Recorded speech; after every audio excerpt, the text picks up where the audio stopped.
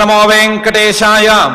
జీవకోశ విచ్ఛేదన, జీవభావ సంఛేదన. గోవింద గోవింద. భక్త్యా గృహీత భవదీయ పదాంబుజన్నః సంసార సాగర తరాయ భవేత్ ప్లవన్నః. యుక్త్యా గృహీత కరుణాధికయత్న సౌఖ్యం దద్యాత్ పదం పరమహంస జనైర్యదాప్యం అని భూతభౌతిక ప్రపంచ నిర్మాత అఘటిత ఘటనాపట మాయాధిష్ఠాత అయిన శ్రీనివాస పరమాత్ముని భక్తిగా ప్రార్థించుకుంటూ శ్రీశుకుల వారు ఉపదేశం చేసిన శ్రీమద్భాగవతం యొక్క అధ్యయన కార్యక్రమాన్ని ప్రారంభించుకుందాము. ప్రారంభంలో ఆచార్యుల వారితో కలిసి ప్రార్థనా శ్లోకాలను పఠించుకుని మంగళాచరణం చేసుకుందాము. ఓం నమో వెంకటేశాయ. శ్రీ గురు ప్రార్థనా.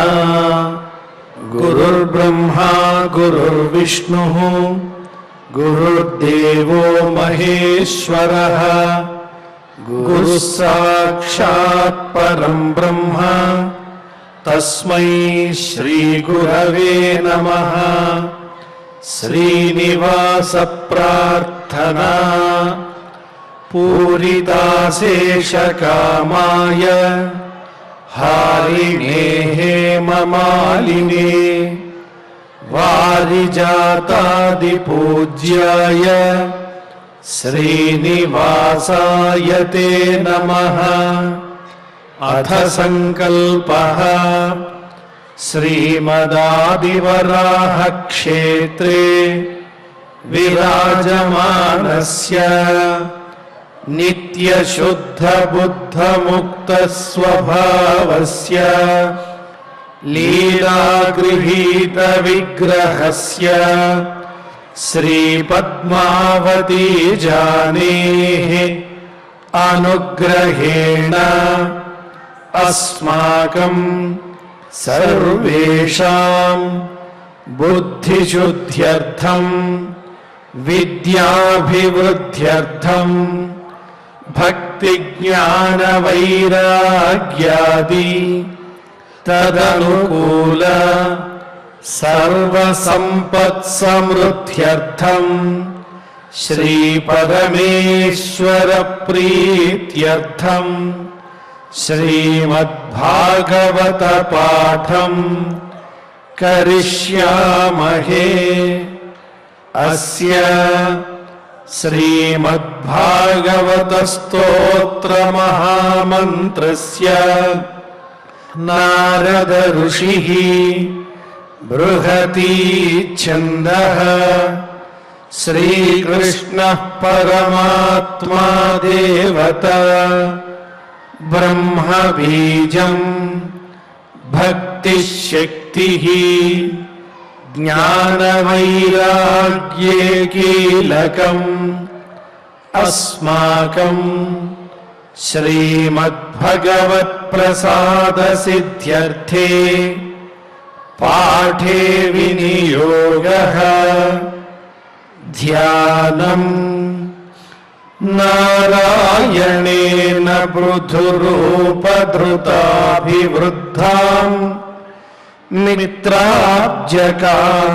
విధుతాంధకరాభిరామాం ద్వీపాభిజన్మశుకసూతరవాతి రమ్యాం విశ్వంభరాం విశతభాగవతం విశాలాం.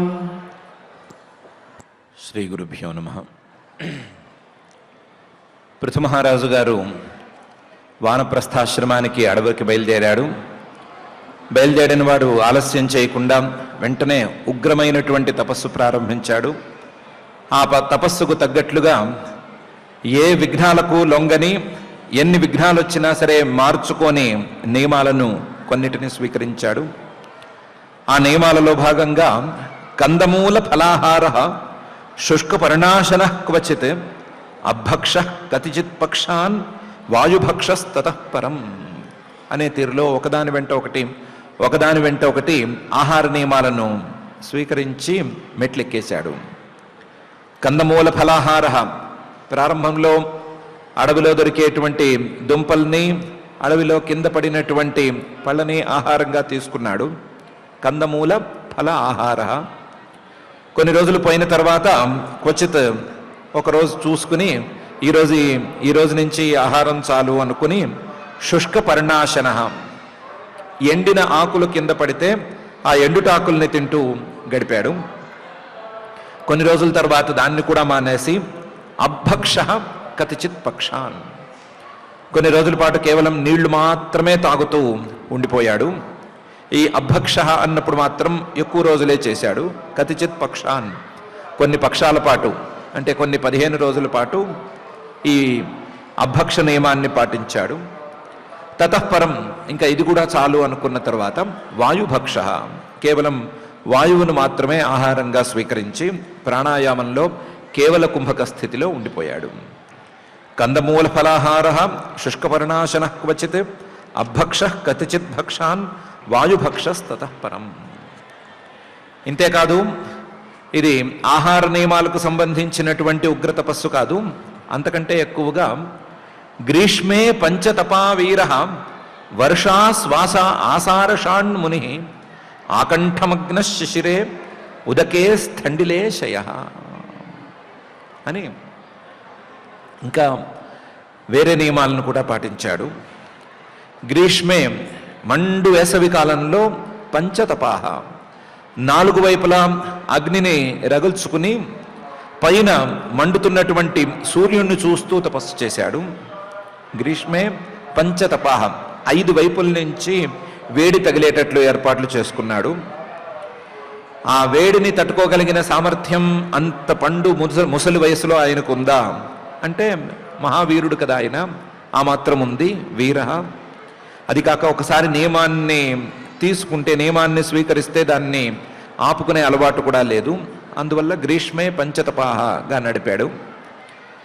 వర్షాకాలం వచ్చేసరికి వర్షాసు ఆసారషాట్ ముని, వర్షాకాలంలో వర్షం ధారగా పడుతూ ఉంటే ఆ ధారగా పడుతున్నటువంటి వర్షంలో కూర్చుని జాగ్రత్తగా మననం చేసుకోవటం అనేది అలవాటు చేసుకున్నాడు. మీద వర్షం ధారలుగా పడుతున్నా సరే తన మననం ఆగకుండా సాధన చేశాడు. వర్షాసు ఆసారషాట్ ముని. ఇది కాకుండా ఏం చేశాడు, ఆకంఠమగ్న ఉదకే, నీళ్లు వర్షాకాలంలో బాగా ఉంటాయి కాబట్టి ఆ వర్షాకాలంలో కంఠం వరకు లోతుగా ఉండేటువంటి చెరువులు లాంటి నీటి గుంటలు చూసుకుని అందులో కూర్చున్నాడు లేదా నుంచుని సాధన చేశాడు. వర్షం పడ్డప్పుడేమో తన మీద ధార పడనిచ్చాడు, వర్షం ఉన్నా లేకపోయినా నీళ్లలో కంఠం లోతుల్లో మునిగి తపస్సు చేశాడు. శిశిరే స్థండిలేశయ, శిశిరఋతువు చలికాలం వచ్చినప్పుడు ఏమీ ఆచ్ఛాదన లేకుండా కేవలం భూమి మీదే పడుకోవటం, భూమి మీదే కూర్చోవటం అని చేశాడు. చలికి రక్షణను చేసుకోలేదు. చలికాలంలో చలికి రక్షణ చేసుకోలేదు, వర్షాకాలంలో వర్షం తన మీద పడకుండా రక్షణ చేసుకోలేదు, ఎండాకాలంలో మాత్రం ఎండ తన మీద బాగా పడేటట్లుగా, అది చాలదన్నట్లుగా చుట్టూ అగ్నిని కూడా రగిల్చుకుని వేడిని తగుల్చుకున్నాడు. ఇలా గ్రీష్మే పంచతపా వీర వర్షా శ్వాసారషాన్ముని ఆకంఠమగ్న శిశిరే ఉదకే స్థండిలేశయగా 3 రకాల కాలాల్లోనూ ఈయన సాధన చేసుకున్నాడు. సాధన కేవలం బయటికి కనిపించేటువంటి ఆహారానికి లేదా బయటికి కనిపించే చలి వేడి ఇలాంటి వ్యవహారాలకి పరిమితం కాదు. తితిక్షు యతవాక్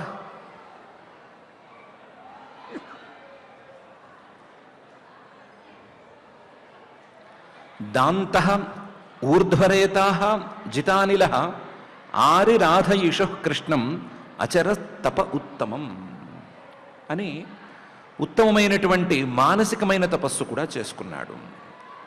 తితిక్షు, ఇలాంటి కష్టాలు, చలి వేడి, ఒకటి చల్లగా వస్తోంది ఒకటి వేడిగా వస్తోంది, సుఖము దుఃఖము, ఇలాంటి వాటన్నిటినీ సమానంగా సహించటం అనే దాన్ని మనసులో లోపల కూడా అలవాటు చేసుకున్నాడు. యతవాక్, నోట్లోంచి ఒక్క మాట కూడా బయటికి రాకూడదు అని నియమం పెట్టుకున్నాడు. మాట్లాడడం అనేదాన్ని మానేశాడు, మౌనంగా కూర్చున్నాడు. దాంతః, తన ఇంద్రియాలన్నీ కూడా బయటికి పారిపోకుండా కట్టుబాట్లు చేశాడు. ఊర్ధ్వరేత వానప్రస్థాశ్రమంలో ముఖ్యమైనటువంటి ఈ నియమాన్ని కూడా పాటించాడు. ఊర్ధ్వరేతస్సు అనేటువంటి నియమాన్ని. జితానిల ప్రాణాయామంతో చక్కగా తన వాయువు మీద, తన లోపలికి వచ్చేటువంటి ప్రాణం మీద పట్టును సాధించాడు. జితానిల. ఇలా ఆరిరాధయిషు కృష్ణం. కృష్ణం తన యొక్క రూపాన్నే లాక్కునే, తన యొక్క రూపాన్నే లాక్కుని జీవభావాన్ని పోగొట్టి పరమాత్మ భావాన్ని అందించే ఆ పరమాత్మను ఆరిరాధయిషు, ఆరాధించాలి అనేటువంటి కోరికతో, మనసులో ఆరాధించాలి అనే కోరికతో, ఆ పరమాత్మను చేరాలి అనేటువంటి అభిప్రాయంతో ఆరిరాధయిషు కృష్ణం అచరత్ తపః, తపస్సు చేశాడు. ఉత్తమమైనటువంటి మానసికంగానూ చేయవలసినటువంటి తపస్సు చేశాడు.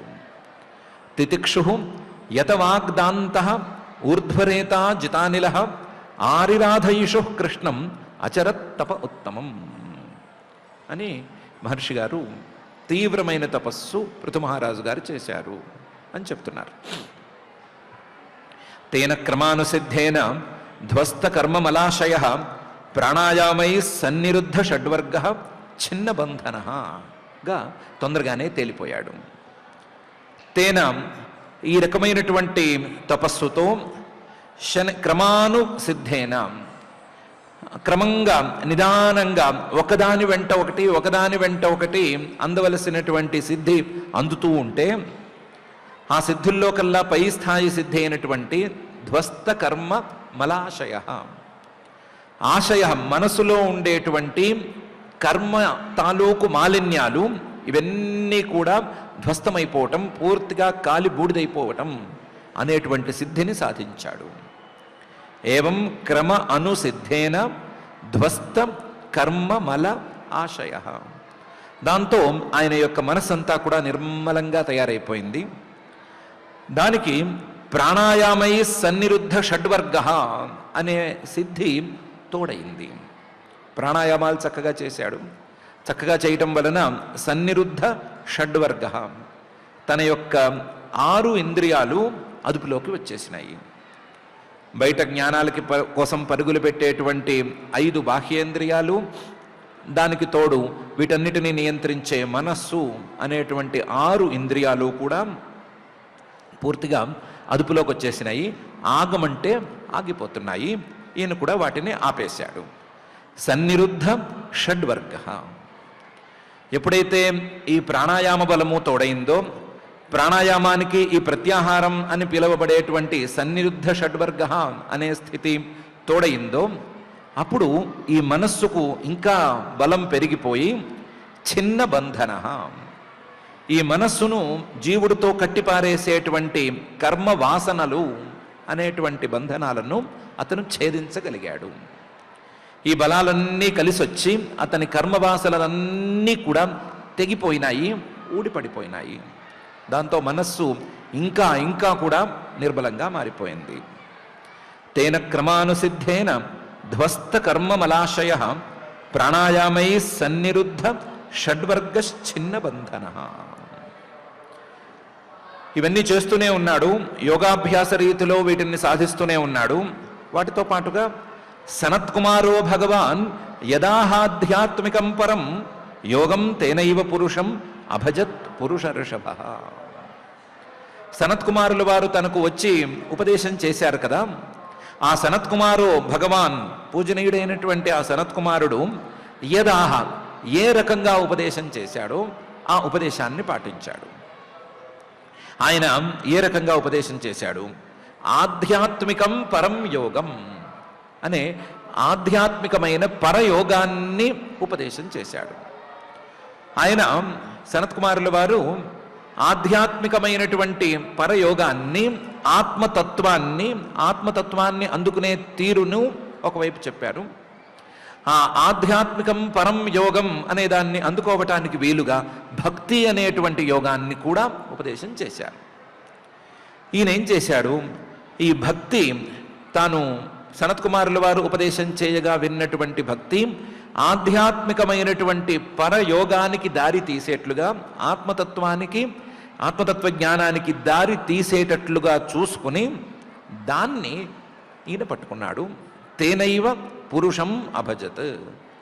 ఆ భక్తితోనే పురుషం, పరమ పురుషుణ్ణి, శ్రీమన్నారాయణుణ్ణి అభజత్, సేవించడం ప్రారంభించాడు.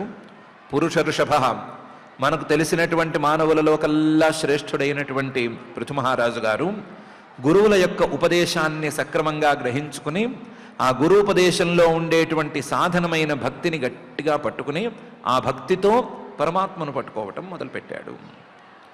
సనత్కుమారో భగవాన్ యదాహాధ్యాత్మికం పరం యోగం తేనైవ పురుషం అభజత్ పురుష ఋషభ. భగవద్ధర్మిణ సాధో శ్రద్ధయా యతత సదా భక్తిర్భగవతి బ్రహ్మణి అనన్య విషయ అభవత్ అని తొందరలో ఈయనకి భక్తి కూడా, తారాస్థాయికి చేరవలసినటువంటి భక్తి కూడా సిద్ధించిపోయింది. ఎలా సిద్ధించింది? భగవద్ధర్మిణ,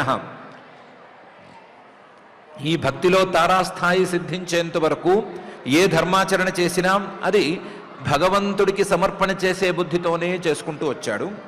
భగవద్ధర్మిగా ఉన్నాడు. అదే సమయంలో భగవంతుడే నాకు సర్వస్వం అనేటువంటి బుద్ధితో ఉన్నాడు. నాకు భగవంతుడే సర్వస్వం అనే బుద్ధితోనూ ఉన్నాడు. సాధోహో, ఎవరికి ఏ రకమైన అపకారమూ చేయలేదు, మంచివాడుగా ఉన్నాడు.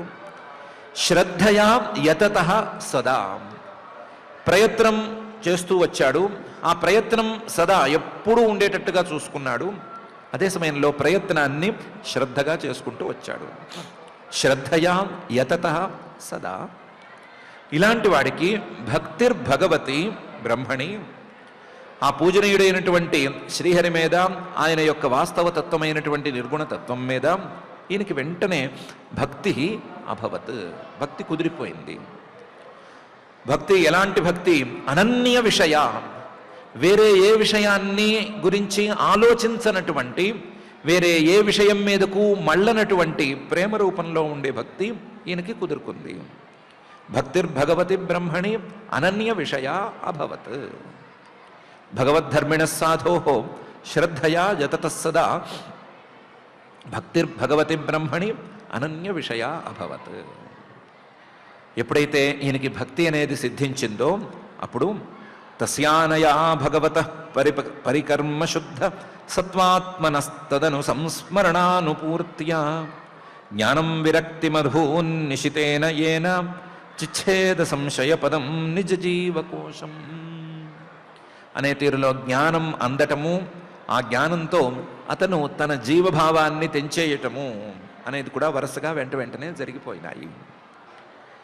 తస్య, ఆ పృథు మహారాజు గారు భక్తిగా ఉన్నాడు కదా, భక్తిని సాధించాడు కదా, ఆ భక్తిని సాధించేసరికి అనయ, ఆ భక్తితో రావాల్సిన ఫలితం వచ్చేసింది. ఈయన భక్తితో ముందు ఇంకా ఎవరి మీద భక్తిని సాధించాడు? భగవత భక్తి, భగవంతుడి మీద, పరమాత్మ మీద భక్తిని సాధించాడు. ఆ భక్తితో పరికర్మ శుద్ధ సత్వ అనేటువంటి మొదటి స్థితి ఏర్పడింది. భక్తితో ఈయన చేసినటువంటి పరిచర్యలకు, భక్తితో మనసులో ఈయన చేసినటువంటి భావనా పరిచర్యలకు మనసంతా కూడా పరిశుద్ధమైపోయింది. పరికర్మ శుద్ధ సత్వ, ఆయన యొక్క మనసులో ఉండే సాత్వికాంశం ఇంకా బాగా పరిశుద్ధమైపోయింది. అలాంటి పరిశుద్ధమైనటువంటి సాత్వికాంశం కలిగినటువంటి మనస్సుతో పరిశుద్ధ పరికర్మ శుద్ధ సత్వాత్మన జ్ఞానం విరక్తిమత్ అభూత్. అలాంటి మనసులో ఆయనకి వైరాగ్యంతో పాటుగా, వైరాగ్యంతో మాత్రమే అందవలసినటువంటి జ్ఞానం, తత్వజ్ఞానం అనేది అందింది. జ్ఞానం విరక్తిమదభూత్. ఈ జ్ఞానం అనేది ఖడ్గంగా పనికొస్తుంది, ఒక కత్తిలాగా పనికొస్తుంది. అయితే ఈ జ్ఞానం అనేటువంటి కత్తికి పదును పెట్టుకోవాలి. ఆ పదును అనేది తదను సంస్మరణానుపూర్త్యా నిశితేన అనే తీరులో పెట్టుకోవాలి. జ్ఞానం అనేటువంటి ఖడ్గానికి ఆ జ్ఞానాన్ని మళ్ళీ మళ్ళీ స్మరిస్తూ ఉండటం, జ్ఞానాన్ని మళ్ళీ మళ్ళీ లోపల ఆవృత్తి చేసుకుంటూ ఉండటం, ఆ సంస్మరణ అనుపూర్త్యా, దాన్ని సంపూర్ణంగా దాని యొక్క స్థితిలో ఉంచేయటం అనేదాకా తీసుకెళ్ళటం అనే అభ్యాసం చేసుకోవాలి. ఆ అభ్యాసం చేసుకున్నట్లయితే జ్ఞానం అనేటువంటి కత్తికి పదును పెట్టినట్టు అవుతుంది. నిశితేన ఏన, ఇలాంటి పదునుగా ఉన్నటువంటి జ్ఞానం అనే ఖడ్గంతో భవబంధాలను ఛేదనం చేయటం అనేది సాధ్యపడుతుంది. ఈయన కూడా అలాగే చేశాడు. అనుసంస్మరణానుపూర్త్యా నిశితేన ఏన సంశయ పదం చిచ్ఛేద. తనకున్నటువంటి సందేహాలన్నిటినీ, అన్ని సందేహాలను ఛేదించేశాడు.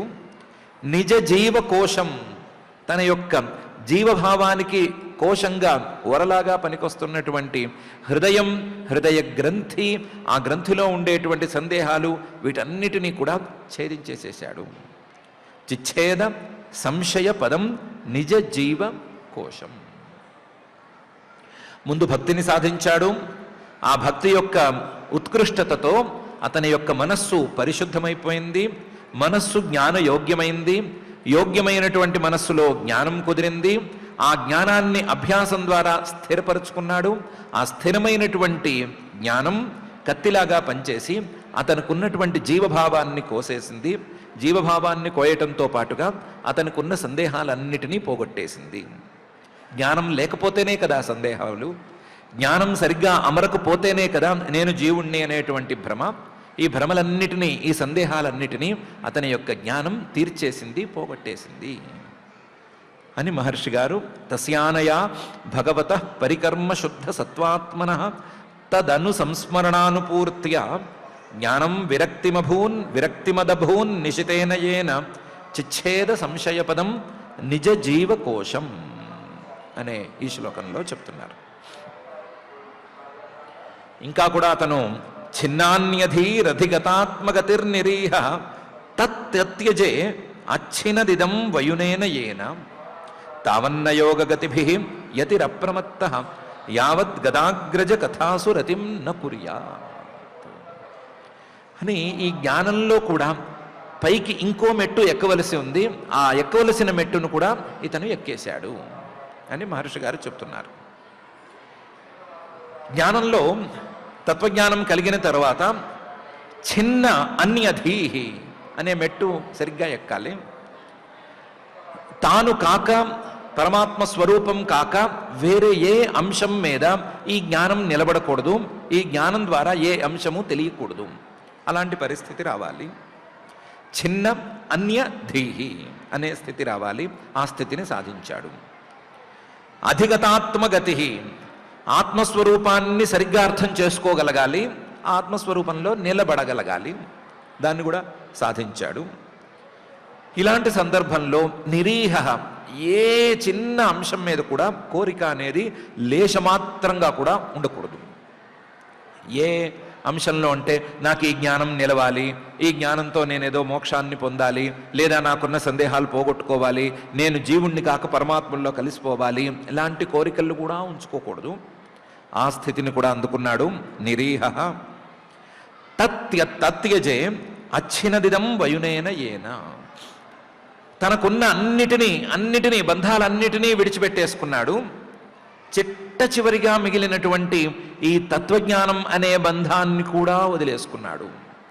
ఈ తత్వజ్ఞానం కూడా ఒక రకమైనటువంటి బంధం, మంచి బంధం. ఇది మిగతా బంధనాలను పోగొట్టేటువంటి బంధం. మిగతా బంధనాలను, సందేహాలను, వీటన్నిటినీ ఛేదన చేసేటువంటి బంధం ఇది. అచ్ఛినత్ ఇదం వయునేన ఏన. తనకున్న సందేహాలు, జీవభావాలు, వీటన్నిటినీ ఈ జ్ఞానంతోనే కదా ఛేదించాడు. ఛేదించినటువంటి ఈ జ్ఞానాన్ని కూడా తత్యజే వదిలిపెట్టేశాడు. తత్యజే అచ్ఛినదిదం వయునేన ఏన. ఈ పరిస్థితి వచ్చిన తర్వాత జ్ఞానాన్ని కూడా వదిలిపెట్టేసి పరమాత్మ స్వరూపంలో ఏకమైపోయిన తర్వాత అతని యొక్క జ్ఞానం అనే దాని యొక్క పరిపూర్ణ స్థితి ఏర్పడినట్లు ఆ పరిపూర్ణ స్థితి దాకా ఇతను వెళ్ళాడు. మధ్యలో ఎక్కడ కదల్లేదు, తొట్టుపాటు కూడి కాలేదు, చక్కగానే వెళ్ళాడు. వీటన్నిటికీ కారణం ఏమిటి అంటే, వీటన్నిటికీ అతి ప్రధానమైనది వైరాగ్యం. నిరీహ అనేటి పదంతో చెప్పినటువంటి వైరాగ్యం, ఆ వైరాగ్యం భక్తి ద్వారా మాత్రమే కుదురుతుంది. కాబట్టి వీటన్నిటికీ ప్రధానమైనది భక్తి. ఆ భక్తి అనేది లేకపోతే వైరాగ్యం రాదు. వైరాగ్యం రాకపోతే ఈ దశలలో ఏ దశను అందుకోవటం అనేది సాధ్యం కాదు. కేవలం వినటానికి పనికొచ్చేలాగా ఉంటుంది, ఏదో విన్నట్లు ఉండేలా జ్ఞానంలా ఉంటుంది, కానీ అది జ్ఞానంగా పని చేయదు. కాబట్టి తావన్న యోగ గతిభి యతిరప్రమత్తః. ఈ భక్తి వైరాగ్యం ఈ రెండూ లేనటువంటి సాధన ఫలితాలను ఇస్తుంది. కాకపోతే అవి యోగ సిద్ధుల రూపంలో ఉండేటువంటి ఫలితాల రూపంలో ఉంటాయి. రకరకాల యోగ సిద్ధులు, ఆ యోగ సిద్ధులు ఫలితాలుగా వస్తాయి. ఆ యోగ సిద్ధులను చూసి యోగులు సామాన్యంగా భ్రమపడతారు. కొంతమంది ఆ యోగ సిద్ధుల్లోనే మిగిలిపోతూ ఉంటారు, పైకి అడుగులు వేయలేక ఇబ్బంది పడుతూ ఉంటారు. అలా ఇబ్బంది పడకుండా వాళ్ళని సరిచేసేది ఈ భక్తి. కాబట్టి తావత్ న యోగ గతిభి యతిరప్రమత్తః. యోగంలో అందేటువంటి ఈ సిద్ధుల్ని చూసి ప్రమాదాలకు గురయ్యేటువంటి పరిస్థితి భక్తి లేనంత వరకు అయితే ఉంటుంది. భక్తి అనే సాధనాన్ని పట్టుకోకపోతే ఇలాంటి ప్రమాదం ఉంటుంది. యావత్ గదాగ్రజ కథాసు రతిం న కుర్యాత్. ఎప్పుడైతే భక్తి అనేది ఏర్పడుతుందో, ఆ భక్తి రావటానికి వీలుగా పరమాత్మను గురించి వినటం అనేది జరుగుతుందో, అప్పుడు ఈ ప్రమాదం అనేది పోతుంది. పోయి నిరీహత లేదా వైరాగ్యం అనేది బలపడుతుంది. దానివల్ల జ్ఞానం ఏర్పడుతుంది. ఎలా ఏర్పడుతుంది అంటే, ఏ యోగికైనా ఏ సాధకుడికైనా సరే సిద్ధుల్ని చూస్తే కాస్తంత ఆకర్షణ కలగటం అనేది సహజం, ఎవరికైనా సహజం. కానీ పరమాత్మను గురించి వింటూ ఉంటే గనక ఆయనకున్నటువంటి సిద్ధులు, లేకపోతే ఆయనకున్నటువంటి శక్తులు, ఆయనకున్నటువంటి సామర్థ్యం, దీన్ని పరిగణనలోకి తీసుకుంటే ఇప్పుడు ఈ యోగాభ్యాసం ద్వారా వచ్చేటువంటి అతి తక్కువ స్థాయి సిద్ధి ఎందుకు పనికిరానిది అని తేలిపోతుంది.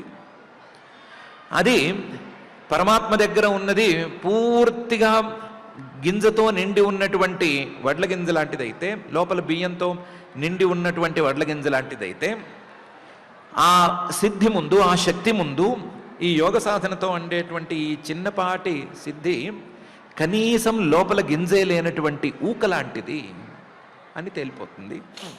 ఇలా తేలటం వలన ఇలాంటి ఊకదంపుడు వ్యవహారాలు మనకెందుకు, మనం ఆ పరమాత్మనే అందుకుని ఆయనకున్నటువంటి శక్తుల్నే సాధిద్దాము అనేటువంటి అభిప్రాయమైనా కలుగుతుంది. ఇలా కలిగినప్పుడు యోగ సిద్ధుల మీద వైరస్యం ఏర్పడటము, వైరాగ్యం ఏర్పడటము, యోగ సిద్ధులతో సహా మిగతా అన్ని ఫలితాల మీద వైరాగ్యం అనేది ఏర్పడటము అనేందుకు అవకాశం ఉంటుంది.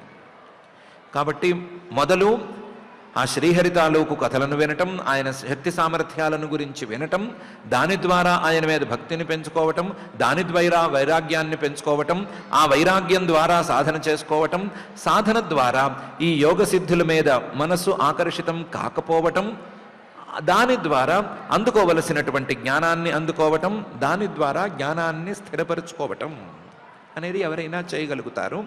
ఈయన కూడా అలా చేయగలిగాడు అని మహర్షి గారు అంటున్నారు. ఛిన్నాన్యధీహి అధిగతాత్మగతిర్నిరీహ తత్యజే అచ్ఛినదిదం వయునేన ఏన తావన్న యోగగతిభిః యతిరప్రమత్తః యావద్ గదాగ్రజ కథాసు రతిం న కుర్యాత్ అనే ఈ శ్లోకంలో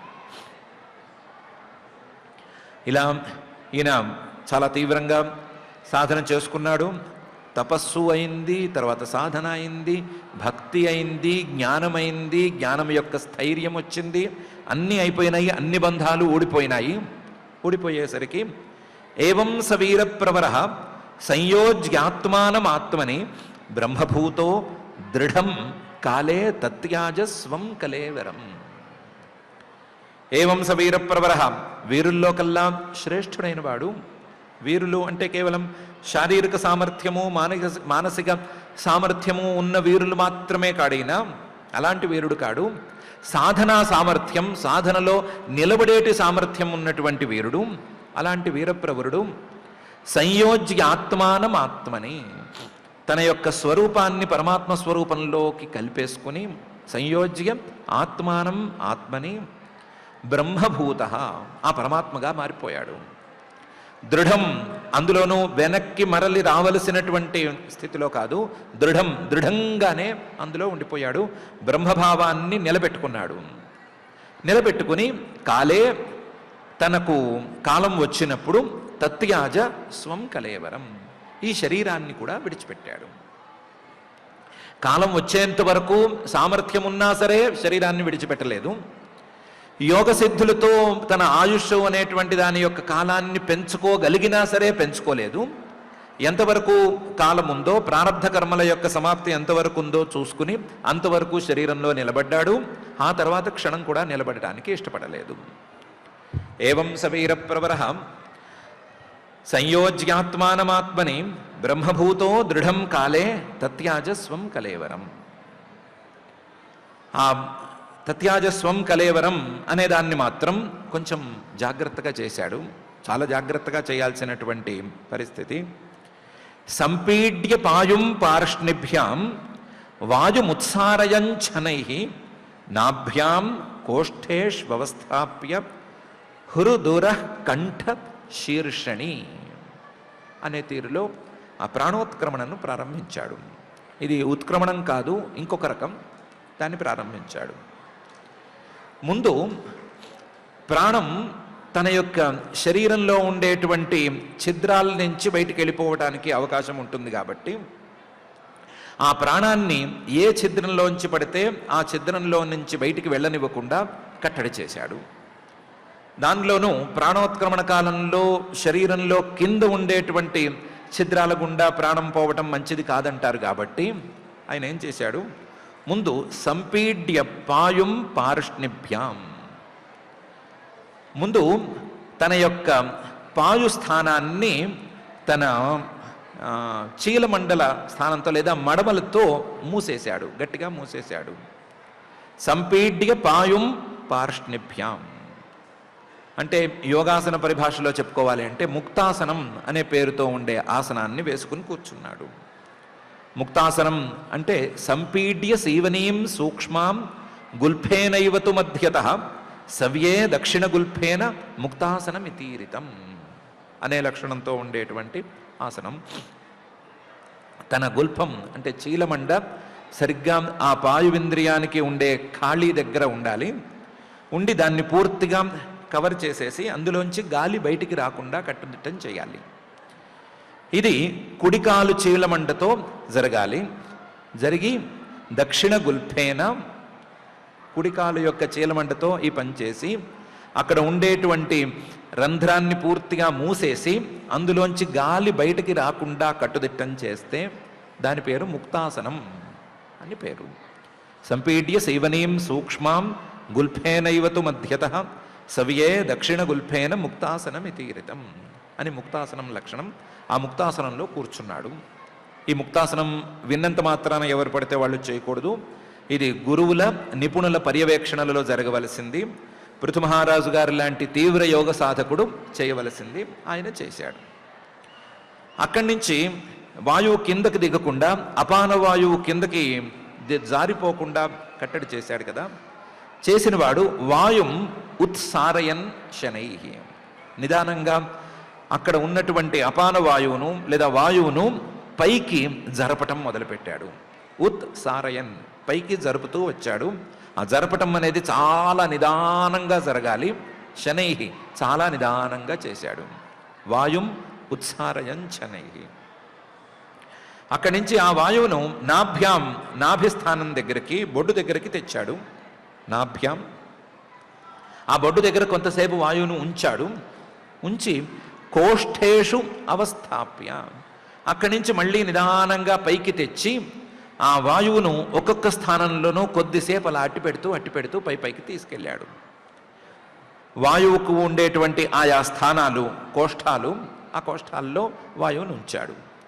అవి క్రమంగా హృత్, ఉరహ, కంఠ, శీర్షణి. ముందు నాభి కంటే పైన ఉండేటువంటి హృత్, హృదయస్థానం, దానికంటే పైన కొద్దిగా పైన ఉండేటువంటి ఉరస్థానం, దానికంటే పైన ఉన్న కంఠస్థానం, దానికంటే పైన ఉండేటువంటి శీర్షస్థానం, శిరస్సు మీద బ్రహ్మరంధ్రం దగ్గర ఉండేటువంటి స్థానం. ఈ స్థానాలకి నిదానంగా పైకి తీసుకొచ్చి పెట్టాడు. సంపీడ్య పాయుం పార్ష్ణిభ్యాం వాయుముత్సారయంఛనై నాభ్యాం కోష్ఠేష్వస్థాప్య హృదుర కంఠశీర్షణి. ఇలా చేసినవాడు ఉత్సర్పయంస్తుతం మూర్ధ్ని క్రమేణ ఆవేశ్య నిస్పృహ వాయౌ క్షితౌ కాయం తేజస్తేజస్యయూయుజత్. ఇంతవరకు సాధించిన వాడు ఉత్సర్పయంస్తు తం మూర్ధ్ని, పైకి తీసుకొచ్చాడు కదా, శీర్షం బ్రహ్మరంధ్రం దాకా తెచ్చాడు కదా, తెచ్చినవాడు అక్కడి నుంచి బ్రహ్మరంధ్రం దగ్గరకు కూడా దాన్ని తీసుకెళ్ళిపోయాడు. ఉత్సర్పయన్, పైకి తీసుకెళ్ళాడు. పైకి తీసుకెళ్ళటం చాలా కష్టం, ఇది సహజంగానే కిందకి జారిపోయేటువంటి వాయువు. అలాంటి దాన్ని నిదానంగా ఉత్సర్పయన్, పైకి జరుపుతూ తం మూర్ధ్ని బ్రహ్మరంధ్రంలో అట్టిపెట్టాడు. క్రమేణ ఆవేశ్య, ఆ బ్రహ్మరంధ్రంలో దాన్ని అట్టిపెట్టి క్రమంగా ఒకదాని తర్వాత ఒకటి మెట్లెక్కించినట్లుగా ఎక్కించి అక్కడ దాన్ని నిలబెట్టేశాడు. దాన్ని అక్కడి నుంచి కదలనివ్వలేదు. ఇంతవరకు యోగ సాధనలో కొంచెం పై స్థాయికి అందుకున్న వాళ్ళు ఎవరైనా చేయగలరేమో, యోగ సాధనలో అందుకున్న వాళ్ళు. కానీ ఇక మీద చేయగలిగింది మాత్రం పృథుమహారాజు గారు లాంటి మహాసాధకులే చేయగలరు అనే దాన్ని చేసి పెట్టాడు. అక్కడికి వచ్చేసరికి ఇది కేవలం భౌతికంగా ఉండటానికి వీల్లేదు కాబట్టి ఇక మీద భావనామయమైనటువంటి విధానాన్ని కూడా చేశాడు. ముందు దానికి తగ్గట్లుగా నిస్పృహ, వైరాగ్యాన్ని దృఢపరుచుకుని ఈ బ్రహ్మరంధ్రంలో నుంచి వాయువు శరీరాన్ని విడిచి బయటికి వెళ్లకుండా వాయువుని బయటికి, శరీరం కంటే బయటికి పోనివ్వకుండా వాయువు అయూయుజత్, ఈ వాయువును వాయువులో కలిపేశాడు. శరీరం నుంచి బయటికి పోతే ప్రాణం పోయినట్లు అలా ప్రాణం పోనివ్వలేదు. అక్కడ ఉన్నటువంటి బ్రహ్మరంధ్రంలో ఉన్నటువంటి వాయువును వాయువులో కలిపేశాడు. వాయువులో కలిపేసేసరికి ఆ వాయువు ఎలాగైతే సర్వవ్యాపకమైందో అలాగే ఇతని ప్రాణాలు కూడా సర్వవ్యాపకాలు అయిపోయినాయి. వాయువు ఇలా కలపటం వలన ఇతనికి మళ్ళీ ప్రాణవాయువును అందుకోవలసినటువంటి అవసరం అనేది రానే రాదు అని ఆయనకు తెలుసు. ఈ ప్రాణవాయువు మళ్ళీ తనను అంటుకోదు అని తెలుసు. అలా అంటుకోకుండా ఈ ఏర్పాటు చేశాడు. అయితే వాయువు పోయినంత మాత్రాన, వాయువు అంటుకోనంత మాత్రాన మిగతావి చాలానే ఉన్నాయి కదా అంటే వాటిని కూడా క్షితౌ కాయం, తన శరీరంలో కఠినంగా ఉండేటువంటి భాగం మొత్తాన్ని క్షితౌ అయూయుజత్, భూమిలో కలిపేశాడు భావనామయంగా. తేజసి, తన శరీరంలో ఉండేటువంటి వెచ్చదనం, వేడి, ఉష్ణత్వం, దాన్ని తేజస్సులో కలిపేశాడు. దాన్ని చల్లారనివ్వలేదు, తేజస్సులో కలిపేశాడు. వాయౌ క్షితౌ కాయం తేజస్యయూయుజత్. ఇది చేసిన తర్వాత ఖాన్యాకాశే ద్రవంతోయే యథాస్థానం విభాగశః క్షితిమంభసి తత్ తేజసి అదో వాయౌ నభస్యముం అనే తీరులో కూడా పైన పనిచేశాడు. కానీ ఆకాశే, తన శరీరంలో కేవలం గాలి, కేవలం కఠినమైనటువంటి భాగం, వెచ్చదనం ఇవి మాత్రమే లేవు. ఎన్నెన్నో ఖాళీలున్నాయి, ఎన్నెన్నో ఛిద్రాలున్నాయి. కొన్ని ఛిద్రాల్లో ఇంద్రియాలు కూర్చునున్నాయి, కొన్ని ఛిద్రాల్లో అవయవాలు ఉన్నాయి. శరీరంలో ఎన్నెన్నో ఖాళీలు ఉన్నాయి కదా, ఆ ఖాళీలన్నిటినీ కూడా కానీ ఆకాశే అయూయుజత్, ఆకాశంలో కలిపేశాడు. తన శరీరంలో ఉండేటువంటి ద్రవభావం మొత్తాన్ని, ద్రవభాగాన్ని తోయే నీళ్లలో కలిపేశాడు భావనామయంగాను. యథాస్థానం విభాగశః, వేటిని ఎక్కడ కలపాలో అక్కడ కలిపి జాగ్రత్తగా వాటిని అక్కడ ప్రవిలాపనం అని అంటారు, ఆ ప్రవిలాపనం చేసేశాడు. వాయౌ క్షితౌ కాయం తేజస్యయూయుజత్ ఖాన్యాకాశే ద్రవం తోయే యథాస్థానం విభాగశః. ఇది జరిగిన తర్వాత ఏం చేశాడు? తన వాయువు, తన ప్రాణం ఇప్పుడు సర్వసంచారిగా ఉండేటువంటి, సర్వగతంగా ఉండేటువంటి వాయు రూపంలో ఉంది. తన శరీరమేమో భూమి రూపంలో ఉంది. తన యొక్క ద్రవభాగమేమో జల రూపంలో ఉంది. తన యొక్క ఖాళీలేమో ఆకాశ రూపంలో ఉన్నాయి. అలాగే తన తేజస్సు, తనలో ఉండవలసినటువంటి వెచ్చదనం తేజో రూపంలో ఉంది. ఆ తేజో రూపాలన్నిటినీ, ఆ పంచభూతాలని మొత్తాలని ఏం చేశాడు? ఒకదానిలో ఒకదాన్ని చొప్పున ప్రవిలాపన ప్రక్రియ ప్రకారం కలిపేశాడు. ఎలా? క్షితిం అంభసి, భూమిని దాని మూలమైనటువంటి నీళ్లలో కలిపేశాడు. ఇంకా భూమి అనేది లేదు. అంభసి తత్ తేజసి, తత్ తేజసి, ఆ నీళ్లనేమో తేజస్సులో కలిపేశాడు. అదహ, ఆ తేజస్సునేమో వాయువులో కలిపేశాడు. వాయువు నభసి అముం, ఈ వాయువునేమో నభసి, ఆకాశంలో కలిపేశాడు.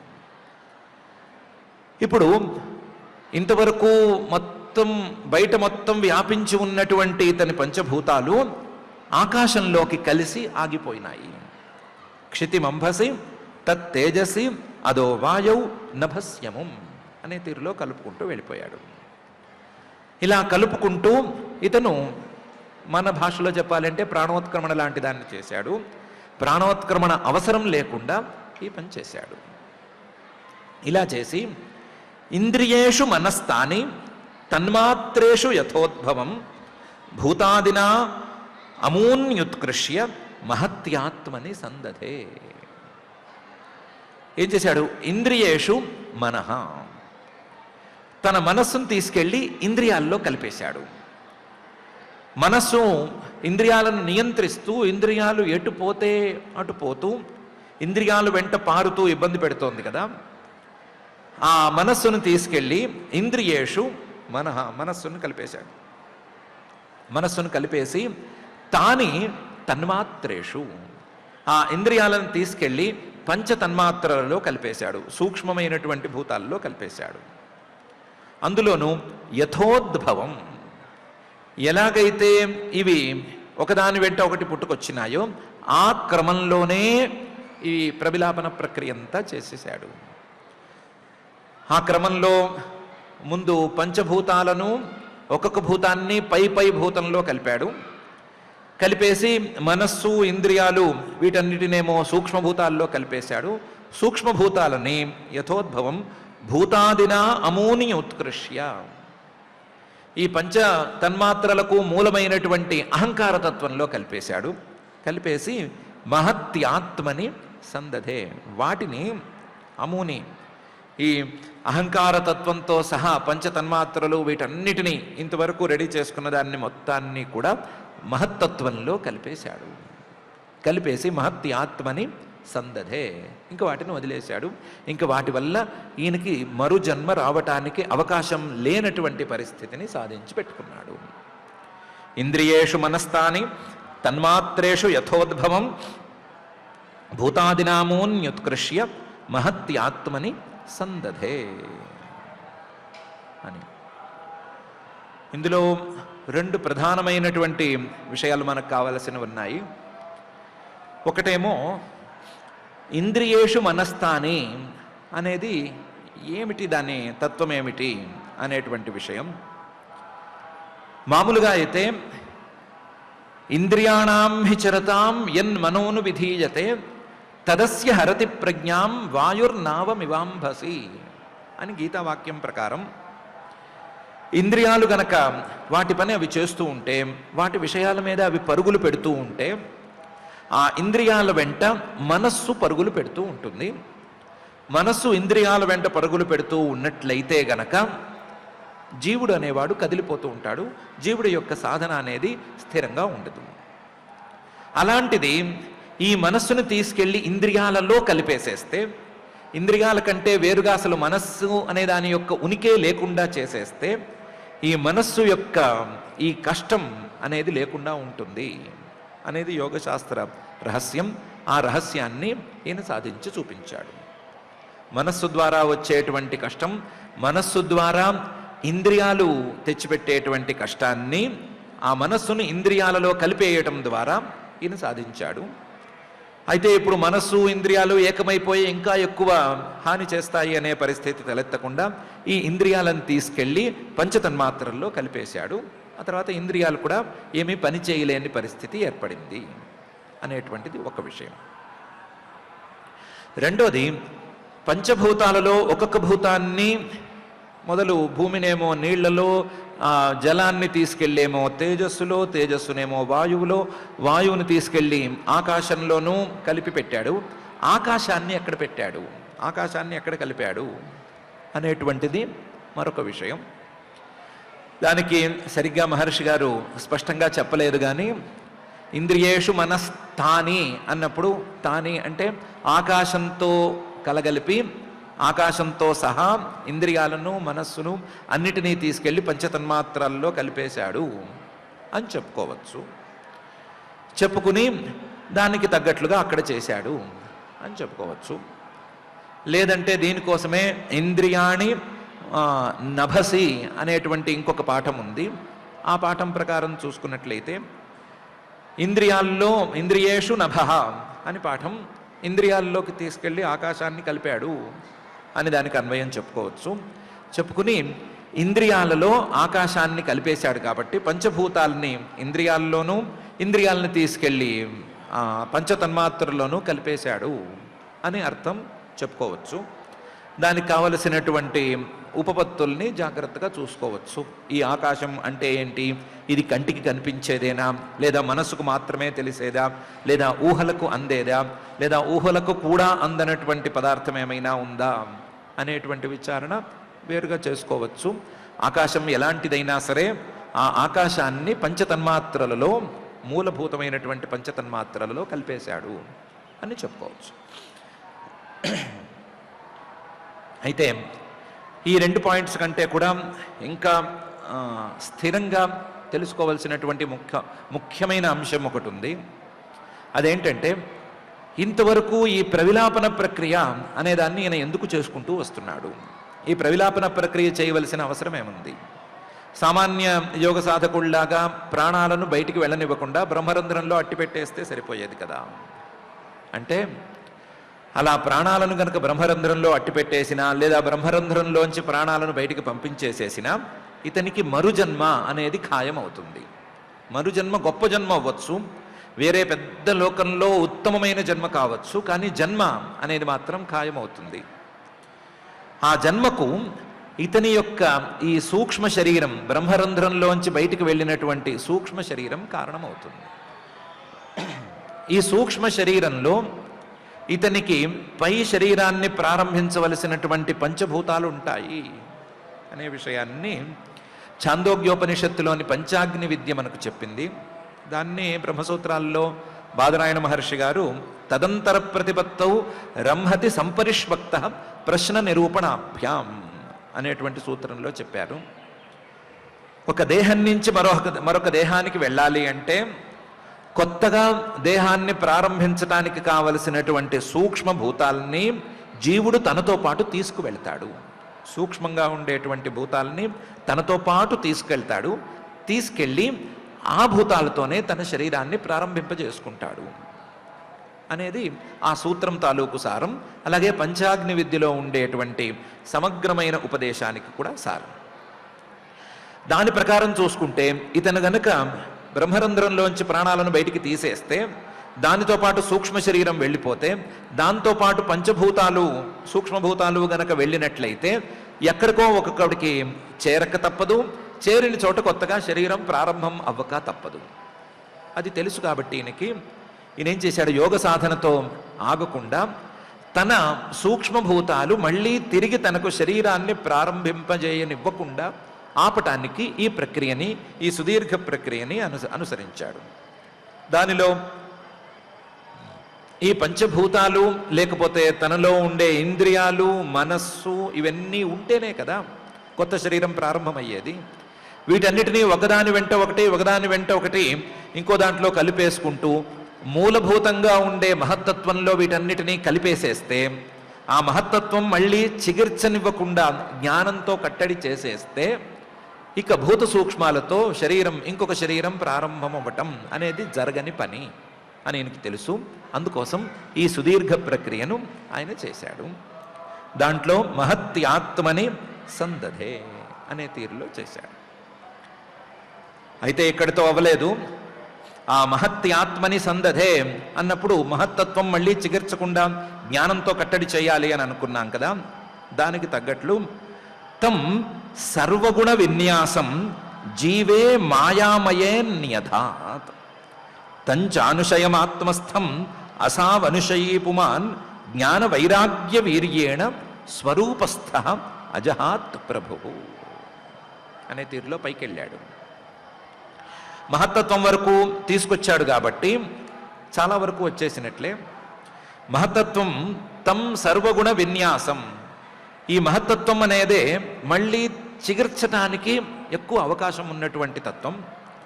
ఈ మహత్తత్వంగా ఒక్కసారి ప్రకృతి తయారైపోతే అక్కడి నుంచి అహంకారమో లేదా పంచతన్మాత్రలో ఇవన్నీ బయటపడటం అనేది పెద్ద విషయమేమీ కాదు, తొందరగానే అయిపోతుంది. కాబట్టి సర్వగుణ విన్యాసం, అన్ని రకాల కార్యాలను తయారు చేయగలిగినటువంటి శక్తి ఉన్న ఈ మహత్తత్వాన్ని తీసుకెళ్ళి జీవే మాయామయే నియధాత్. మాయా అంటే త్రిగుణాత్మకమైనటువంటి మూల ప్రకృతి, ఆ మూల ప్రకృతితో కలిసినటువంటి తన రూపం జీవరూపం, ఆ జీవరూపంలోకి తీసుకెళ్ళి పెట్టేశాడు. ఒకేసారి మాయలోనూ జీవుల్లోనూ ఇద్దరిలోనూ ఉండేటట్లుగా, మాయాంశంలోనూ అలాగే చైతన్యాంశంలోనూ రెండిట్లోనూ ఉండేటట్లుగా పెట్టేశాడు. జీవే మాయామయే నియధాత్. ఒకసారి పెట్టిన తర్వాత ఏం చేశాడు? తంచ అనుషయమాత్మానం ఆత్మస్థం అసావనుషయీ పుమాన్. ఈ మాయ అనేది తనకున్నటువంటి ఉపాధి లేదా తాను జీవుడవ్వటానికి తనకు ఉపకరించే లేదా ఉపయోగించే ప్రధాన సాధనం. ఆ మాయను అడ్డుపెట్టుకునే ఇతను అనుషయి, జీవుడిగా ఇంతవరకు ఉన్నాడు. అలాంటి మాయని తంచ అనుషయం ఆత్మస్థం అజహాత్, తనకు ఇంతవరకు ఉపాధిగా పనిచేసినటువంటి ఈ అనుషయం లేదా మాయను వదిలిపెట్టేశాడు. ఎలా వదిలిపెట్టాడు? జ్ఞాన వైరాగ్య వీర్యేణ, వైరాగ్యంతో వచ్చినటువంటి వైరాగ్యాన్ని దృఢపరిచినటువంటి ఈ జ్ఞాన బలంతో, జ్ఞాన వైరాగ్య వీర్యేణ అజహాత్ వదిలేశాడు, దాన్ని వదుల్చుకున్నాడు. మరి అజహాత్ అంటే అనుషయీ పుమాన్ కదా. ఈ మాయా అనే ఆశ్రయం ఉంటే ఆ మాయలో జీవుడు ఉండగలడు. మాయా అనే ఆశ్రయం లేకపోతే జీవుడు ఎక్కడికి పోవాలి అంటే స్వరూపస్థ, తన యొక్క వాస్తవ స్వరూపమైనటువంటి పరమాత్మను ఆశ్రయించుకుని ఉండిపోయాడు. పరమాత్మను ఆశ్రయించుకుని ఉండి ఇప్పుడు నువ్వు ఇంకా ఆశ్రయంగా నాకు పనికిరావు, పైగా నీ ఆశ్రయం నాకు అక్కర్లేదు అని మాయకు చెప్పేసి ఆ మాయను వదిలిపెట్టేశారు. ఆ మాయను విడిచేసుకున్నాడు. మహత్తత్వాన్ని తీసుకెళ్ళి మాయలో కలపటం చాలా పెద్ద పని. ఆ కలపటంలో మాయామయే జీవేన్యధాత్, ఇతను ఆ మాయామయమైనటువంటి జీవుడుగా ఉన్న ఇతను పరమాత్మ స్వరూపంలోకి మారి పరమాత్మ స్వరూపంలో నిలబడిపోయి తనకు ఇంతవరకు ఉపాధిగా పనికొచ్చినటువంటి మాయను కూడా పూర్తిగా తోసేశాడు. ఇక మీద ఇతనికి మరో జన్మ కాదు కదా, ఏమీ తగిలేందుకు అవకాశం లేదు అనే స్థితిని సాధించాడు. తం సర్వగుణ విన్యాసం జీవే మాయామయేన్యధాత్ తంచానుషయం ఆత్మస్థం అసావనుషయీ పుమాన్ జ్ఞాన వైరాగ్య వీర్యేణ స్వరూపస్థ అజహాత్. ఇవన్నీ చేయటానికి చాలా సామర్థ్యం కావాలి. రెండు మార్గాల యొక్క సమన్వయం అందాలి. యోగ మార్గం అలాగే జ్ఞాన మార్గం, ఈ రెండిటి యొక్క సమన్వయం అందాలి. ఆ సమన్వయాన్ని అందుకోవటంలోనూ ఇంత సమర్థవంతంగా సాధన చేయటంలోనూ ఇతను సమర్థుడు కాబట్టి ఇతనికి అందింది అని అజహాత్ ప్రభు అనే ప్రభు అనే పదంతో మహర్షి గారు చెప్తున్నారు. దీనితో పృథు మహారాజు గారు ఆయన తాలూకు సాధన, ఆ సాధన తాలూకు సిద్ధి పరిపూర్ణమైపోయినాయి. ఆయన స్వరూపస్థ. ఇంతకాలం తనకు ఆశ్రయం ఇచ్చినటువంటి మాయను విడిచిపెట్టి, ఇంతకాలం తాను మాయలో ఉండి ఏవేవో చూసి ఏవేవో చేశాడు కదా, వాటన్నిటినీ దూరం చేసుకుని తన యొక్క స్వస్వరూపమైనటువంటి పరమాత్మ రూపాన్ని అందుకున్నాడు అని చెప్పటంతో పృథు మహారాజు గారి యొక్క సాధన పరిపూర్ణమైపోయింది. చాలా సంతోషం అనే ఉద్దేశంలో ఉన్నాం. కానీ వనానికి వచ్చినప్పుడు, అడవికి వచ్చినప్పుడు ఈయన ఒక్కడే రాలేదు. తోడుగా అర్చిర్నామ మహారాజ్ఞి తత్పత్ని అనుగతావనం సుకుమార్ యతదర్హాచ యత్ పద్భ్యాం స్పర్శనం భువః అని ఆవిడ కూడా, మహారాణి గారు కూడా వచ్చింది. ఆవిడ పరిస్థితి ఏమైంది అని మహర్షి గారు చెప్తున్నారు. ఆవిడ పరిస్థితి ఈయన కంటే సుకుమారమైనటువంటి పరిస్థితి. అర్చిర్నామ మహారాజ్ఞి, ఆవిడ మహారాణిగానే పుట్టింది, మహారాణిగానే ఉంటూ వచ్చింది. తత్పత్ని, కానీ పృథు మహారాజు గారి పత్ని కాబట్టి అనుగత వనం, ఆయన నేను అడవికి వెళ్ళిపోతున్నాను వానప్రస్థాశ్రమం అని అనగానే ఆవిడ కూడా అనుగత వనం వచ్చేసింది. కానీ పాపం ఈవిడ అడవికి రాగలిగినటువంటి స్థితిలో లేదప్పటికీ. ఎందుకంటే సుకుమారి, చాలా సుకుమారంగా పెరిగింది అనకూడదు, చాలా సుకుమారంగా గడిపింది. అతదర్హాచ, ఆవిడ అడవిలో కాలు పెట్టడానికి, కాలు మోపడానికి అర్హురాలు కాదు వాస్తవానికి. ఎందుకంటే యత్ పద్భ్యాం స్పర్శనం భువః అతదర్హ, ఇంతవరకు ఆవిడ కాలు నేల మీద పెట్టింది లేదు. ఆవిడ ఎప్పుడు కాలు పెట్టినా కార్పెట్సో ఇంకొకటో ఏదో ఒకటి మెత్తగా ఉండేది వేస్తూనే వచ్చారు పరిచారకులు. ఇంతవరకు భూమి మీద కాలు పెట్టి నడవటం అనేది ఆవిడికి తెలియదు. అలాంటిది ఈరోజు భూమి మీద కాలు పెట్టడం కాదు, అడవులకే భర్తతో సహా వచ్చేసింది. అర్చిర్నామ మహారాజ్ఞి తత్పత్ని అనుగతావనం సుకుమార్ యతదర్హాచ యత్ పద్భ్యాం స్పర్శనం భువః. అయితే నేను సుకుమారిని, ఇంతవరకు నాకు ఇలాంటి అలవాట్లు లేవు, ఈరోజు అడవులకు వచ్చాను, నాకు ఇక్కడ సౌకర్యం చేయి, ఇలాంటి మాటలేమో ఆవిడ మాట్లాడలేదు.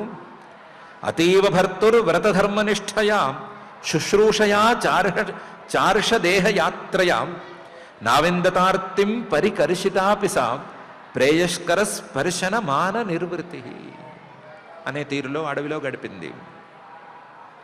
అతీవ భర్తుర్ వ్రతధర్మనిష్టయా, భర్త గారేమో రోజు రోజుకి వ్రతాలను నియమాలను పెంచేస్తున్నాడు, రోజు రోజుకి సంక్లిష్టమైనటువంటి కష్టమైన నియమాలను స్వీకరిస్తున్నాడు. వ్రతధర్మ నిష్ఠయా, ఆయన ఏ వ్రతాన్ని స్వీకరిస్తే ఈవిడ ఆ వ్రతాన్ని స్వీకరించడం ప్రారంభించింది. అందులో అతీవ, అందులో ఏమాత్రం వెనక్కి తగ్గలేదు. ఆయన ఏ రోజు కందమూలం తింటే ఈవిడ కందమూలమే ఆ రోజు తింది. ఏ రోజు ఆయన నీళ్లు తాగితే ఈవిడ ఆ రోజు నీళ్లు తాగి ఉంది. ఏ రోజు ఆయన వాయువు పీల్చుకుని పస్తుంటే ఈవిడ కూడా పస్తే పడింది. వ్రతధర్మ నిష్ఠ సమాప్తి, ఆయన ఏ ధర్మం ఆచరిస్తే ఆ ధర్మంతో సమాప్తి చేసేసుకుంది. కేవలం సమాప్తి మాత్రమే కాదు, శుశ్రూష, ఆయనకి కావలసిన చేయగలిగిన శుశ్రూష చేస్తూనే ఉంది. ఆర్షదేహ యాత్రయ, ఋషులు ఎలాగైతే తమ శరీరాన్ని నడిపిస్తారో అలా ఈవిడ కూడా అడవికి వచ్చిన క్షణం నుంచి నడిపించేసేసింది. ఋషులు, ఋషిపత్నులు ఎలా ఉంటారో అలా ఉండటం మొదలుపెట్టింది.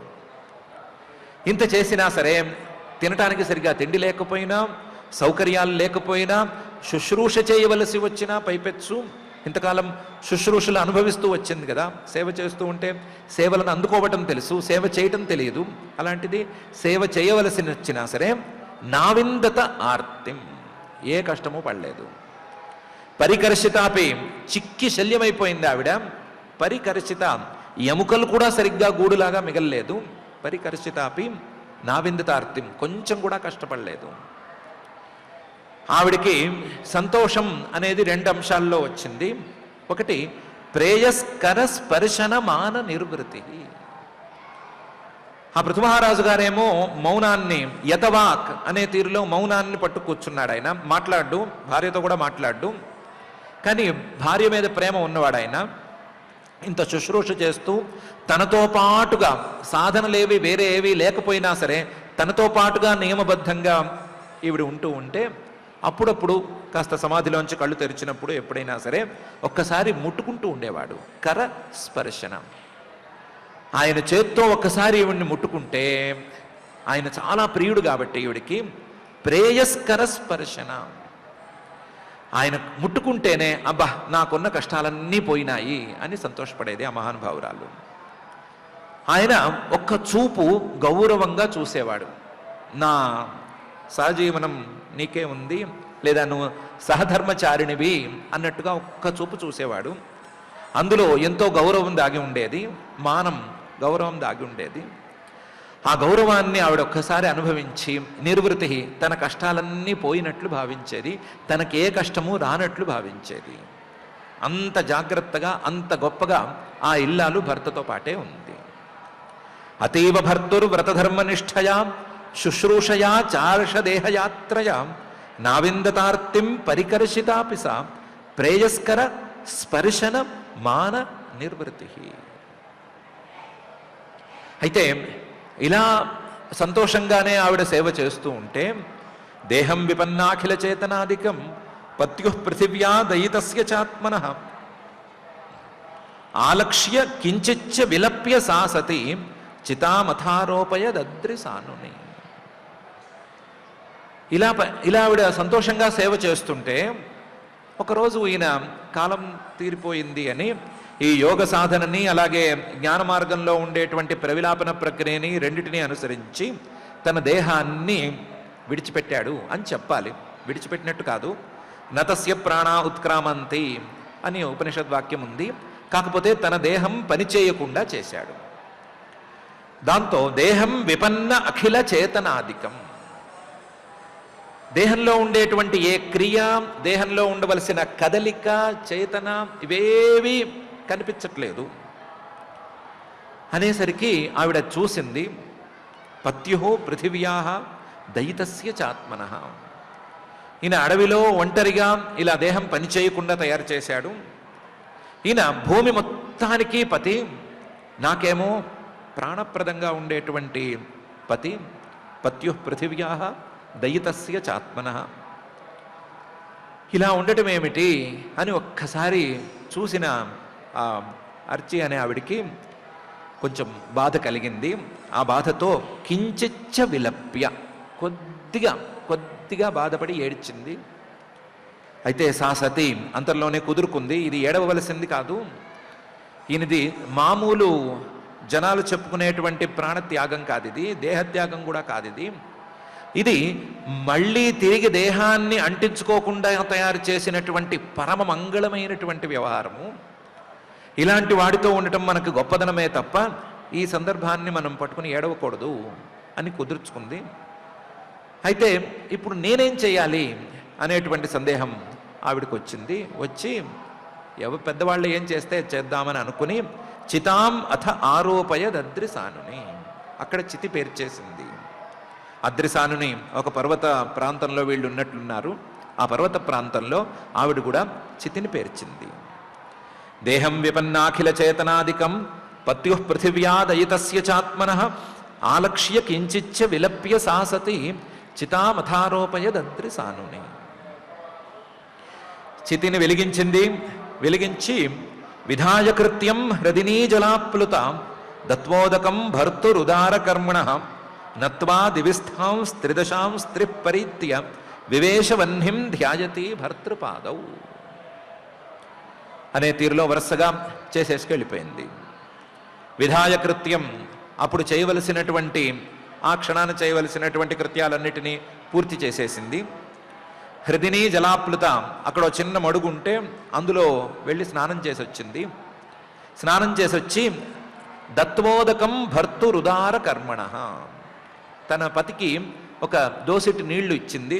ఉదార కర్మణ, గొప్ప కర్మలు చేశాడు, రాజ్యాన్నే నిలబెట్టాడు, భూమికే ఎన్నో లాభాలు చేశాడు. అలాంటి పనులు చేసిన ఇలాంటి మహాసాధకుడికి ఒక దోసిలి నీళ్ళు ఇచ్చింది. ఇచ్చి నత్వా దివిస్థాన్ త్రిదశాన్, స్వర్గంలో ఉండే లేదా పైన ఉండే ఆకాశంలో ఉండేటువంటి దేవతలందరికీ ఒకసారి దండం పెట్టింది. త్రిపరీత్య వహ్నిం, 3 సార్లు వెలిగించినటువంటి అగ్నికి ప్రదక్షిణ చేసింది. ధ్యాయతి భర్తృపాదౌ, భర్త గారి పాదాలనే ధ్యానం చేస్తూ వివేశ వహ్నిం, ఆ వహ్నిలోకి ప్రవేశం చేసింది. విధాయ కృత్యం హృదినీ జలాప్లుత దత్వోదకం భర్తురుదారకర్మణ నత్వా దివిస్థాంస్త్రిదశాంస్త్రి పరీత్య వివేశవహ్నిం ధ్యాయతి భర్తృపాదవు. అందరూ అనుకుంటున్నట్లుగా ఆవిడేమీ అగ్గిలోకి వెళ్ళలేదు. విలోక్యానుగతాం సాధ్వీం పృథుం వీరవరిం పతిం తుష్టువుర్ వరదాదేవై దేవపత్నియ సహస్రశః. ఆవిడ అగ్గిలోకి ఏమీ అడుగులు వేయలేదు, అగ్నిలోకి దూకలేదు.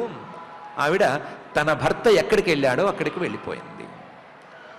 తన భర్త చాలా కష్టపడి 2 మార్గాలను సమన్వయం చేసి అతి తీవ్రమైనటువంటి సాధనతో అందుకున్నటువంటి స్థానాన్ని, అతి తీవ్రమైనటువంటి సాధనకు అందుకున్నటువంటి సిద్ధిని ఈవిడ ఈ 4 అడుగులతో, అఫ్కోర్స్ ఇంతకుముందు ఉన్న అడుగులతో కూడా సాధించేసేసుకుంది. విలోక్య అనుగతాం సాధ్వీం, పైనుంచి దేవతలే చూస్తున్నారు. చూస్తుంటే వాళ్ళకి కనిపించింది ఈవిడ తన భర్త వెంట నడుస్తోంది. తన భర్త ఏ స్థితిని అందుకోబోతున్నాడో, ఏ స్థితిని అందుకున్నాడో ఆ స్థితికి ఈవిడ కూడా తన భర్త వెంటే అడుగులు వేసుకుంటూ అందుకుంటోంది. సాధ్వీం పృథుం వీరవరిం పతిం. ఇంతవరకు ఈ అడవి వరకు వాళ్ళిద్దరూ కలిసే ఉన్నారు. వాస్తవానికి వీళ్ళు కలిసే పుట్టారు, పుట్టిందే కలిసి పుట్టారు, కలిసే ఉన్నారు, అడవికి కూడా కలిసే వచ్చారు. అలాంటిది ఈయనేదో దేహాన్ని అలా అచేతనంగా అట్టిపెట్టాడు, విడిగా వచ్చేస్తున్నాడేమో అనుకున్నారు దేవతలందరూ. కాదు, పృథుం వీరవరిం పతిం అనుగతా సాధ్వి. ఆ పృథువు గారినే ఆవిడ కూడా వెన్నంటే వచ్చేసేసింది. ఈయన ఎంత సాధనతో చేయగలిగిన దాన్ని ఆవిడ శుశ్రూషతో సాధించగలిగింది అని దేవతలే చూశారు. చూసి తుష్టువు, వాళ్ళే స్తుతి చేయడం ప్రారంభించారు. వాళ్ళు స్తుతి చేయాల్సిన అవసరం లేదు. వరదాహ, వాళ్ళు వరాలను ఇచ్చేవాళ్ళైనా సరే తుష్టువు స్తుతి చేశారు. దేవై దేవపత్న్య సహస్రశః. ఆ స్తుతి చేసిన వాళ్ళలో దేవతలు ఉన్నారు, దేవతల తాలూకు దేవుళ్ళు ఉన్నారు, దేవుల తాలూకు భార్యలు కూడా ఉన్నారు. ఆ దేవ దంపతులందరూ కూడా వీళ్ళని స్తుతి చేయటం ప్రారంభించారు. అలా దేవతలే స్తుతి చేసే స్థాయికి ఈ అర్చిహి అనేటువంటి ఆవిడ చేరింది. అంతకు ముందే పృథు మహారాజు గారు చేరాడు. ఇలా వీళ్ళిద్దరూ దేవతలే స్తుతి చేయవలసినటువంటి ఉత్తమ స్థాయిని తమ తమ సాధనలతో అందుకున్నారు. పృథువు గారు తన సాధనతో అందుకున్నాడు. అర్చిహి అనేటువంటి భార్య గారు తన శుశ్రూషతోనూ తన అనుగమనంతోనూ అందుకుంది అని మహర్షి గారు ఇంతటి గ్రంథంతో మనకు చెప్తున్నారు.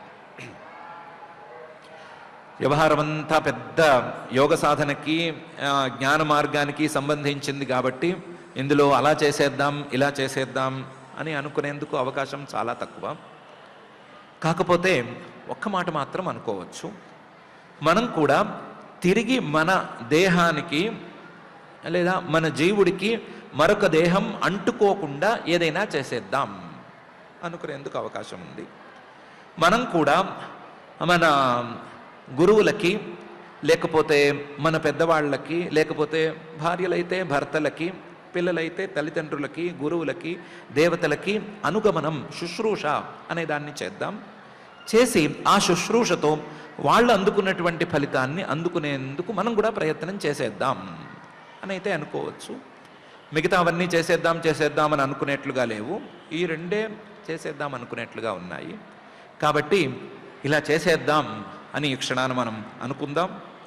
ఈ అనుకున్న దాన్ని మనం చేయటానికి వీలుగా కావలసినటువంటి సరంజామానంతా ఏర్పాటు చేసేయమని ఆ భూత భౌతిక ప్రపంచ నిర్మాత అఘటిత ఘటనాపటు మాయాధిష్ఠాత అయిన శ్రీనివాస పరమాత్మని భక్తిగా ప్రార్థన చేసేద్దాం.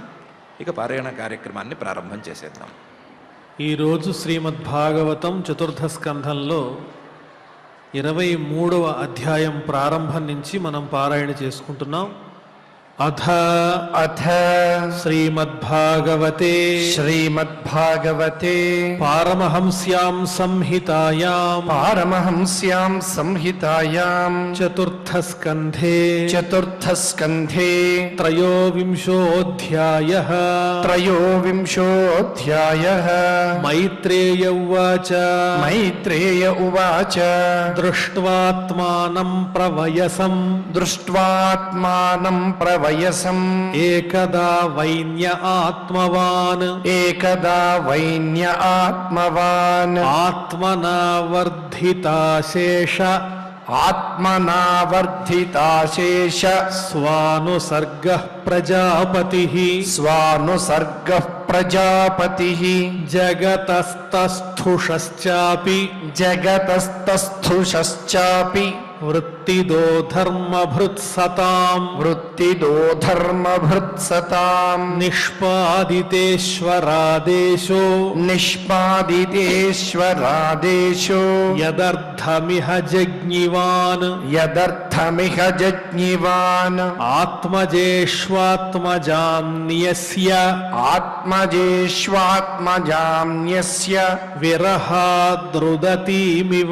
విరహాదృదతీమివ ప్రజాసు విమనస్వేకః ప్రజాసు విమనస్వేకః సదా రోగాత్తపోవనం సదా రోగాత్తపోవనం తత్రాప్యదాభ్యనియమో తత్రాప్యదాభ్యనియమో వైఖానస సుసమ్మతే వైఖానస సుసమ్మతే ఆరబ్ధ ఉగ్రతపసి ఆరబ్ధ ఉగ్ర తపసి యథాస్వ విజయే పురా యథాస్వ విజయే పురా కందమూల ఫలాహారః కందమూల ఫలాహారః శుష్కపర్ణాశనః క్వచిత్ శుష్క పర్ణాశనః క్వచిత్ అభక్షః కతిచిత్ పక్షాన్ అభక్షః కతిచిత్ పక్షాన్ వాయుభక్షస్తతః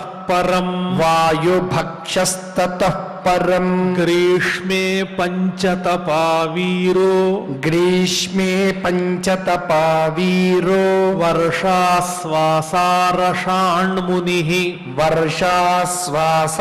వర్షాశ్వాసారషాణ్మునిః ఆకంఠమగ్న శిశిరే ఆకంఠమగ్న శిశిరే ఉదకే స్థండిలేశయః ఉదకే స్థండిలేశయః తితిక్షుర్యత వాగ్దాంతః తితిక్షుర్యత వాగ్దాంతః ఊర్ధ్వరేతాజితానిలః ఊర్ధ్వరేతాజితానిలః ఆరిరాధయిషుః కృష్ణం ఆరిరాధయిషుః కృష్ణం అచరత్తప ఉత్తమం అచరత్తప ఉత్తమం తేన క్రమానుసిద్ధేన తేన క్రమానుసిద్ధేన ధ్వస్త కర్మమలాశయః ధ్వస్త కర్మమలాశయః ప్రాణాయామైః సన్నిరుద్ధ ప్రాణాయామైః సన్నిరుద్ధ షడ్వర్గశ్చిన్నబంధనః షడ్వర్గశ్చిన్నబంధనః సనత్కుమారో భగవాన్ సనత్కుమారో భగవాన్ యదాహాధ్యాత్మికం పరం యదాహాధ్యాత్మికం పరం యోగం తేనైవ పురుషం యోగం తేనైవ పురుషం అభజత్ పురుషర్షభః అభజత్ పురుషర్షభః భగవద్ధర్మిణః సాధోః భగవద్ధర్మిణः సాధోః శ్రద్ధయా యతతః సదా శ్రద్ధయా యతతः సదా భక్తిర్భగవతి బ్రహ్మణి భక్తిర్భగవతి బ్రహ్మణి అనన్య విషయాభవత్ అనన్య విషయాభవత్ తస్యానయా భగవతః పరికర్మ శుద్ధ తస్యానయా భగవతః పరికర్మ శుద్ధ సత్వాత్మనస్తదను సంస్మరణానుపూర్త్యా సత్వాత్మనస్తదను సంస్మరణానుపూర్వ్య జ్ఞానం విరక్తి విరక్తిమదభూన్నిశితేన येन జ్ఞానం విరక్తిమదభూన్నిశితేన येन చిచ్ఛేద సంశయ పదం నిజ జీవకోశం చిచ్ఛేద సంశయ పదం నిజ జీవకోశం ఛిన్నాన్యధీరధిగతాత్మగతిర్నిరీహః ఛిన్నాన్యధీరధిగతాత్మగతిర్నిరీహః తత్తత్యజేచ్ఛినదిదం వయునేన येन తత్తత్యజేచ్ఛినదిదం వయునేన ఏన తావన్న యోగగతిభిర్యతిరప్రమత్తో తావన్న యోగగతిభిర్యతిరప్రమత్తో యావద్గదాగ్రజ కథాసురతిం న కుర్యాత్ యావద్గదాగ్రజ కథాసురతిం న కుర్యాత్ ఏవం సవీర ప్రవరః ఏవం సవీర ప్రవరః సంయోజ్యాత్మానమాత్మని సంయోజ్యాత్మానమాత్మని బ్రహ్మభూతో దృఢం కాలే బ్రహ్మభూతో దృఢం కాలే తత్యాజస్వం కలేవరం తత్యాజస్వం కలేవరం సంపీడ్యపాయుం పార్ష్ణిభ్యాం సంపీడ్య పాయుం పార్ష్ణిభ్యాం వాయుముత్సారయంఛనైః వాయుముత్సారయం ఛనైః నాభ్యాం కోష్ఠేష్వస్థాప్య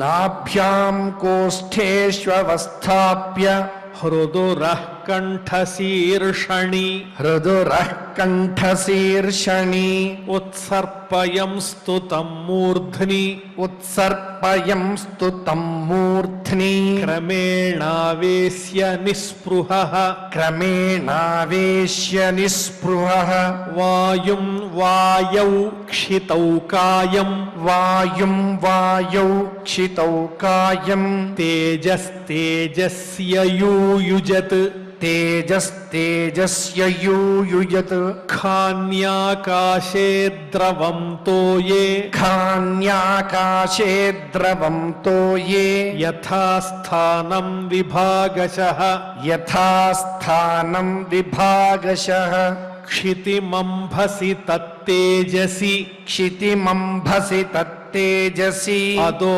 వాయౌ నభస్యముం అదో వాయౌ నభస్యముం ఇంద్రియేషు మనస్తాని ఇంద్రియేషు మనస్తాని తన్మాత్రేషు యథోద్భవం తన్మాత్రేషు యథోద్భవం భూతాదినామోన్యుత్కృష్య భూతాదినామూన్యుత్కృష్య మహత్యాత్మని సందధే మహత్యాత్మని సందధే తం సర్వగుణ విన్యాసం తం సర్వగుణ విన్యాసం జీవే మాయామయేన్యథాత్ జీవే మాయామయేన్యథాత్ తంచానుశయమాత్మస్థం తం చానుశయమాత్మస్థం